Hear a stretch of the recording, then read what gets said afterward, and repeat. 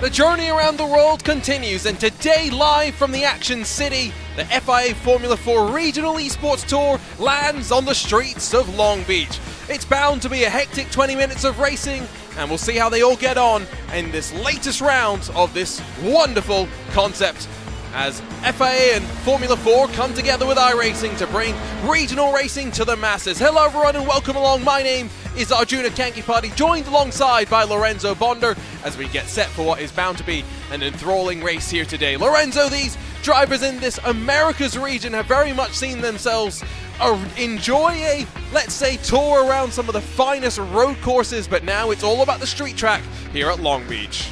Yeah, absolutely, and what I like about Long Beach, I think this is the first challenge for them this season in terms of overtakes because it is very tight. There's only walls basically, so if you hit the wall, that's pretty much a race done. But what I like is those who practice this track can get a lot of it and should provide really good racing with these F4s. The thing is, how do you overtake? How patient will you be? And of course, the theme here in this Americas region is American tracks, but it's not just limited to drivers from America. It's more just about providing fixed time slots for anyone to go racing in. There are 4 regions: Americas, Asia Pacific, Europe North, and Europe South. Each of those regions have 10 different time slots. If you're crazy enough, you could do all 32 races across all 4 regions, but ultimately it's more just to allow anyone with a non-rookie license, Lorenzo, to make sure they have people to go racing against. Of course, and I like about the fact that some of the guys, for example, in Europe are coming over here, Oceania, then also back and forth, you know, everybody's challenging against each other, providing some really good racing. And all these weeks that we broadcasted, I think I haven't found a single race that we can call it dull. Every single race, I think, has been really good for its own ways, you know. And I think we're expecting something similar here today. You mentioned the difficulty in overtaking that the drivers will probably experience. We're looking up from above at a track that, of course, first saw racing in 1975, but has taken many iterations to land at this form, just under 2 miles in length, just over 3 kilometers and 11 turns. Of course, the hairpin's the place that, let's be real, Lorenzo, we're expecting plenty of drama, but it is the run in towards turn number 1 on the opening lap, which will always put a bit of fear into drivers' minds, especially with the fountain section directly after. Yeah, absolutely, and I like the fact that, you know, it's kind of like a 90-degree turn of sorts, but it does open up a little bit, and because the cars are still, you know, fresh, and you still have to put the rubber up, and the brakes has still gone up the temperature, people can lock up their brakes quite heavily, and that's why we can see a chaos-infused race. But I like what this gives you. You know, I think they're gonna try to go more calmly into that, and then just kind of set their own pace, and then hope to have that run from the hairpin to turn number 1 to do some overtakes, because in the middle section, that is very hard for you to do anything. It is one of those tracks where we do expect it to be very, very difficult to pass. All of the pre-show comes to a close right on time. Qualifying has just drawn to a close as well. It's time to run you down through the 5th round of the FIA Formula 4 Regional Esports Tour here, live in the Americas region. It's going to be Leo Otcherov that will lead us to the green with a 1:18.204, alongside Matthias Godoy with Emmy Stang, and then Gabriel Amaro sharing row number 2. Diego Obsedo and then Carter Burosa share row number 3 with some interesting designs on an open wheel machine. Yep. Ronaldo Carlos and then Blake Lancaster 7th and 8th positions, with Florian Kamer and then Javier Koenig 9th and 10th. And of course you'll note some Europeans in the field as well. Gabriel Asselin, Jonathan Forch, they're 11th and 12th positions, with hopefully not unlucky 13th for Galo Aceves. Jacob Bruflot is in 14th with Jason Elrod, Nicholas Magnoro, Colin Kolper, and then Edvin Forslund rounding out the top 18 and the rest of the field. I do believe, most importantly, that, Lorenzo, it is a standing start, which means no dramas through the hairpin on the opening lap. Absolutely. This is old school. Can we say old school racing, Arjuna? Because let's take it. Long Beach has done F1 back in the past, like I think back in the early 70s to mid 70s to early 80s, and the track layout, despite being slightly different, taking more into the downtown area rather than this actual layout, it pretty much used the actual layout. So it does provide some really good racing. Can't wait to see it. I like Long Beach. It's one of my favorite tracks by far. Don't forget that timing and scoring is available by heading to timing.RaceSpotTV, but the engines rev And the streets of Long Beach once again see action. Poor start further back through the field, but Ocherov at the front leads them away from the line and with a healthy dose of momentum, but with now draw playing its effect. Godoy and Stang side by side for second, filtering into the braking zone for the first time of asking. Leader, unperturbed, big send from behind, and there's contact. Aceves and Kamer get mixed up with one another, but it's single file through the fountain for the rest of the 16 machines. Somehow, Florian survived that ordeal. You just saw the car come straight away into his left front tire, and you'd expect, okay, this is going to be in carnage, but fortunately, Florian just managed to, slam the brakes, and a minor contact was made, and thus surviving the ordeal of turn number 1. No one fighting inside of the top 10 really, because the top 8 are breaking away. Elrod has jumped in front of Bruflot, Kamer and Fort now as we scamper our way on towards the back straightaway, and now running into the very final sector down East Seaside Way and onto the brakes in what is a very bumpy braking zone. And this final sector is all just about running your momentum in towards that hairpin where you're going to need maximum lock, puff of the brakes as they all funnel their way on through, but they get through the corner cleanly to complete the opening lap. Somehow, it's slightly scrappy for staying on the hairpin right there, locking the brakes, and not the best exit, nearly colliding with the wall on the outside. This opens the door for Godoy to actually make that overtake, but I don't know if the Argentinian will take that overtake. Here we go into turn 1, down the inside, and now into the wall. Ow. Hard slam for Godoy. Here comes Amaral trying to poke his way on through. Somehow, remarkably, Lorenzo, I think that Formula 4 has gotten away without too much damage.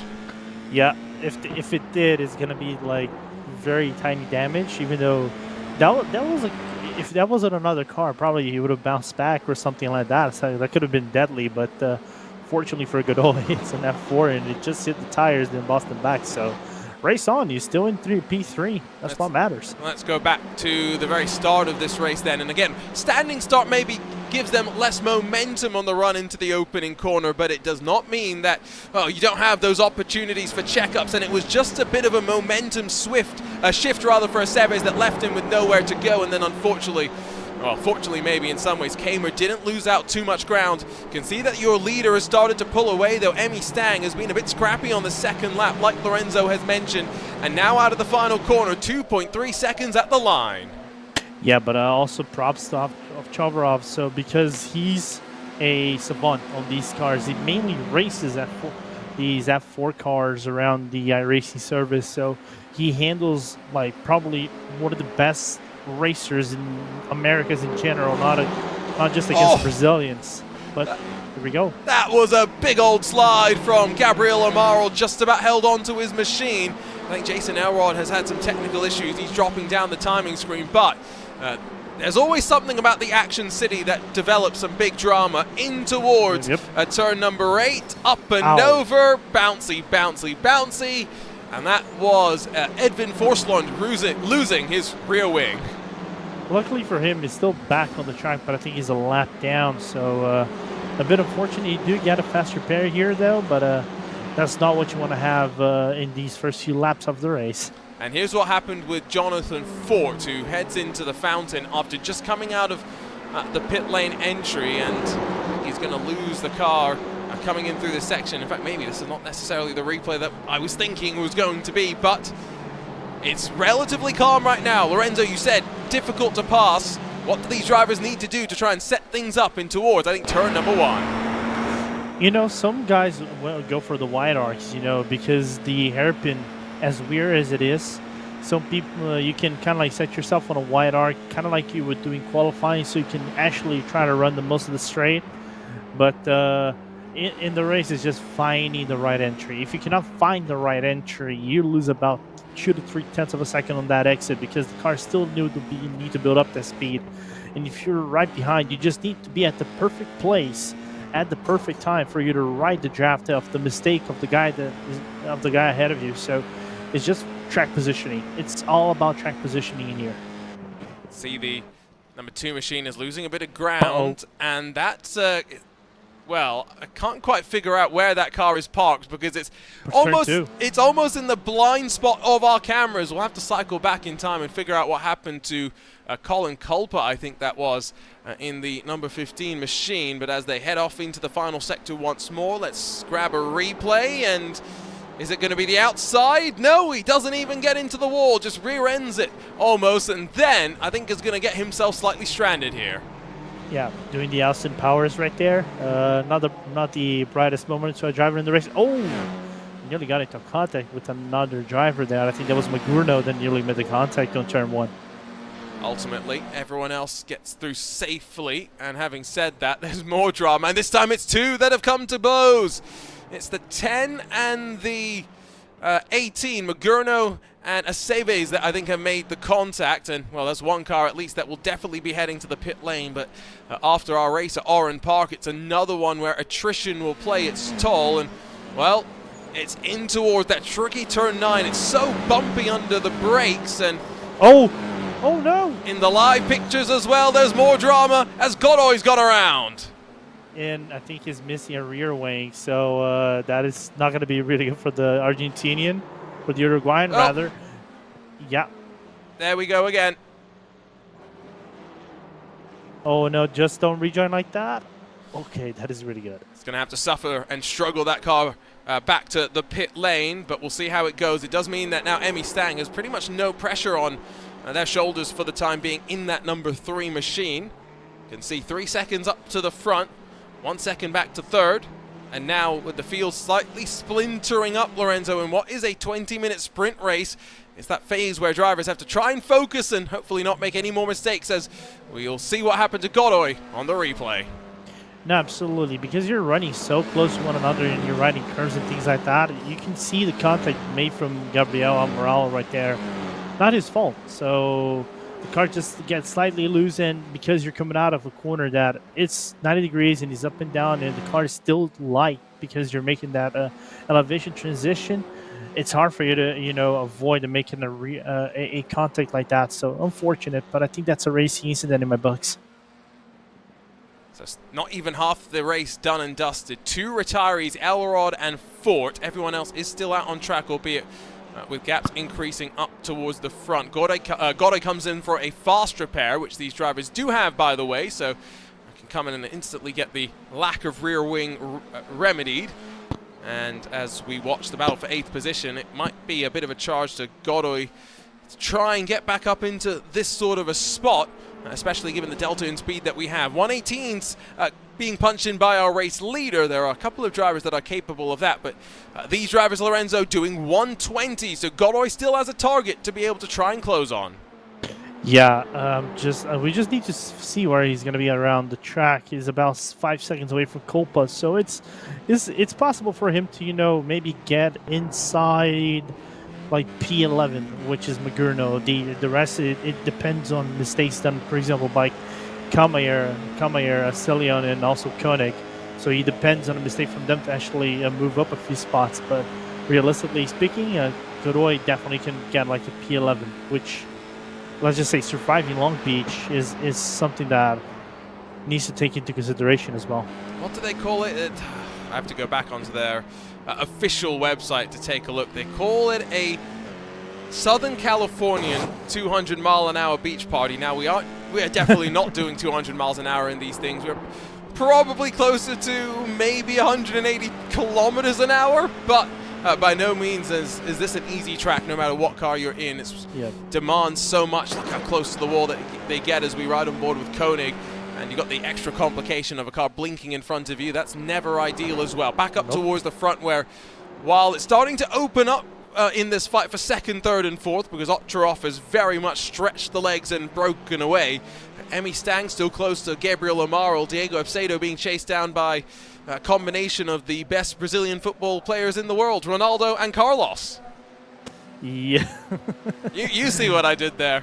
Yeah, that was a really good one. I did not expect that you would throw like some football stuff around. Oh, let's just say, Arjuna, it is football, not soccer. Right? Oh, yes.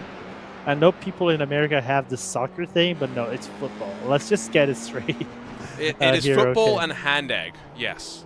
Yes. Even though for your region it might be more dangerous because you live around the San Francisco area, Bay Area, and That's fine.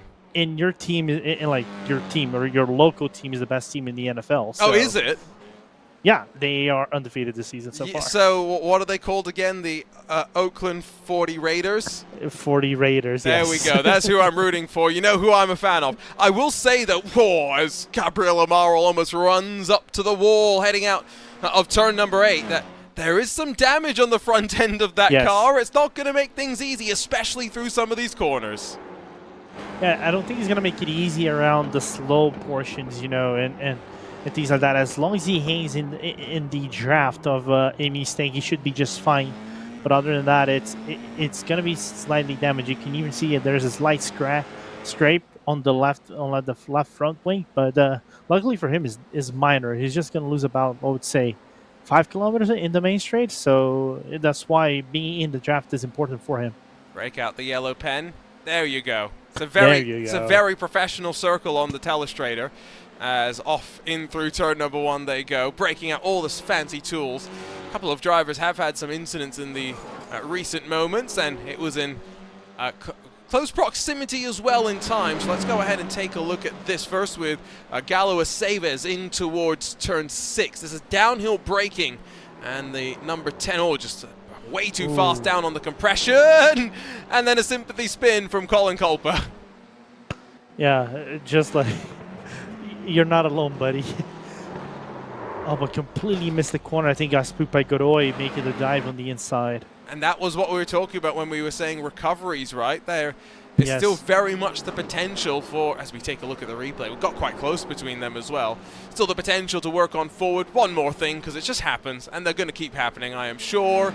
Yes. It's Javier Koenig, and this one, this is a tricky turn 5. It's on the curb, and you got to be so careful there.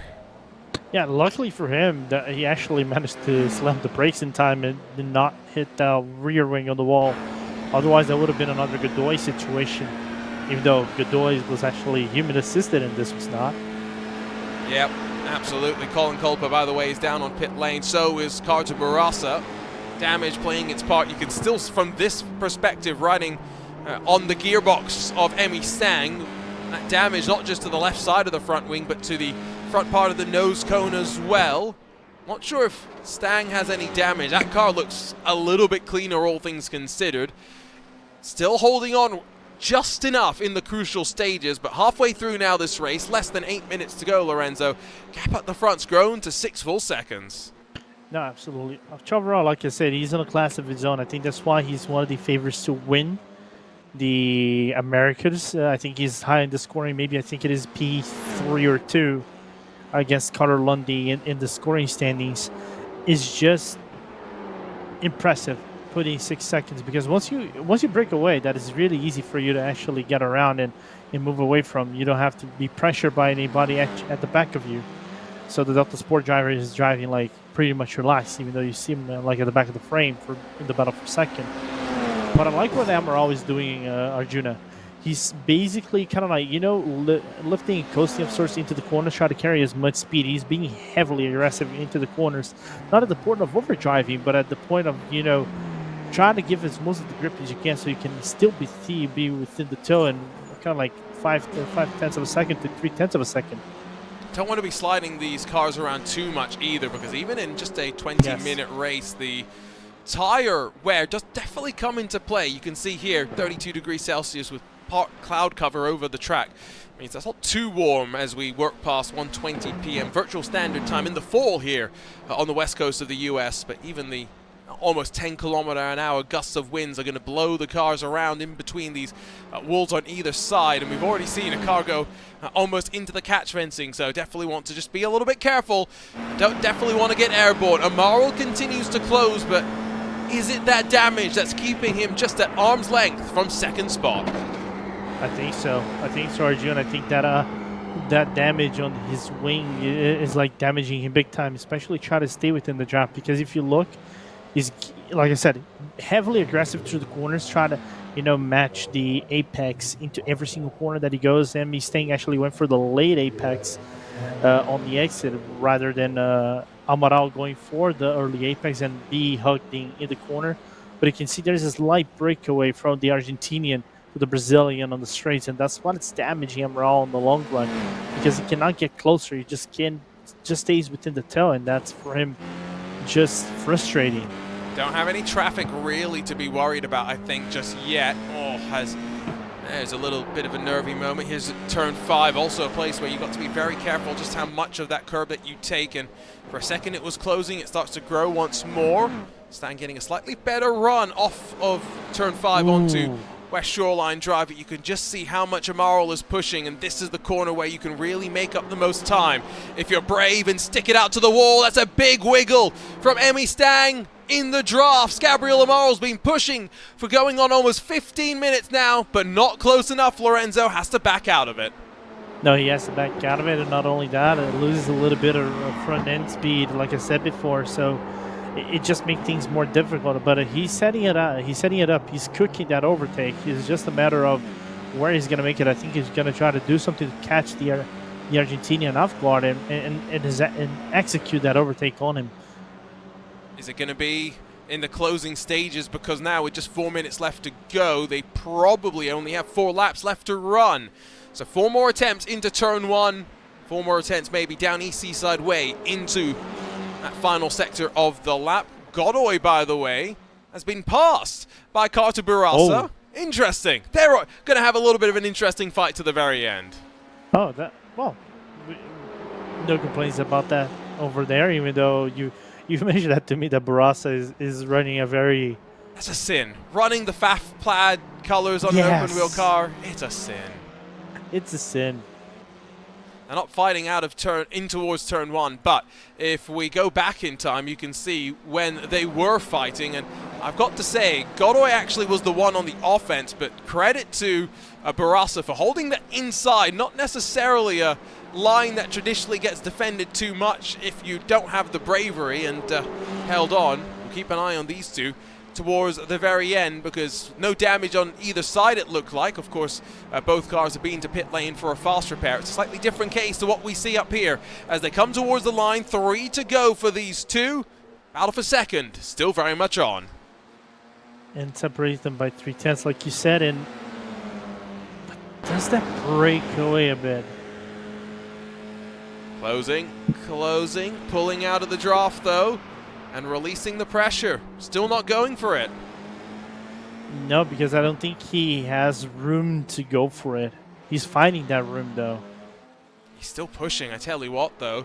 Keeping him quite honest through this sequence. Take a look at the replay, by the way. Moves finally being done, and Godoy, same place that he was fended off a lap ago, up the inside, and this time Barasa couldn't really do too much, and the position swapped hands. Godoy's recovery charge continues, and now into the top 10, hoping for more trouble up the road, but now with just 2 laps to go for all drivers as Otteroff gets ready to head toward the line once more.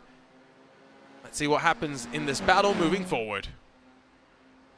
Absolutely, and what impresses me quite a lot is how they've broken away from Diego Acevedo. So Noah Acevedo basically runs these cars. He runs this to the core. He's basically an F3 and F4 driver, so it's slightly impressive to see a guy that mains this car do something like it, as we see what happened to Barasa. Oh, smacks the wall, and that explains why he's on the flatbed and heading back to pit road with the tow. And broken left rear suspension, about as obvious as you'd like. 2 to go, as mentioned, for these two in the fight for second. Ovcharov has broken away, has run away with the lead here. Dominant force in his hunt for the championship in this Americas region of the FIA Formula 4 Esports Regional Tour. Amaral's running out of time, Lorenzo, and still trying to push that car for all it's worth.